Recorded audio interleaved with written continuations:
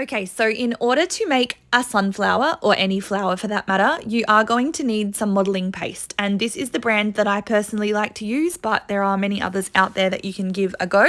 I also have some videos on my YouTube channel and linked to my textured art guide that will show you exactly how I mix up my mediums.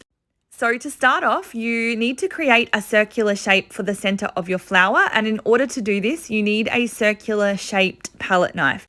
The larger your palette knife, the larger your circle is going to be. So sometimes you will put your circle down on your canvas and find that it's not a perfect circular edge. As you can see, that bit was up a little bit more. So to fix that, I just go into the mixture again a second time and go in from the opposite side, making it more of a nice round shape. So as you can see, I have mixed up two different shades of yellow. One is slightly darker than the other, and this is just to give my flower a little bit of variation. This is the palette knife I decided to use today for the petals. Any diamond shape palette knife will do. Again, the larger that your knife is, the bigger your petals are going to be. So I'm starting off with the darker shade of yellow and going around my circle, pressing down petals, leaving a small gap in between each one. This is just so I can go back in with the lighter color and fill in all the little gaps and give it a little bit more dimension. And again, I do have other videos already on exactly how I make my petals, but in summary, you're basically pressing down with medium pressure, dragging your palette knife back and then lifting up at the very end, just lifting your wrist and lightly flicking up the edge of your petal just to give it that cute little flick at the end.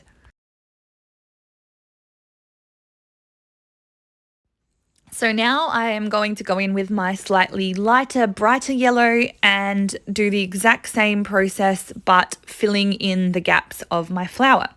And as usual, my camera was full and it missed me doing the first two petals. This is the story of my life. I need to buy a phone specifically for videos, or I need to clear it or something. I'm hopeless. I'm really, really, really hopeless, and I do apologize.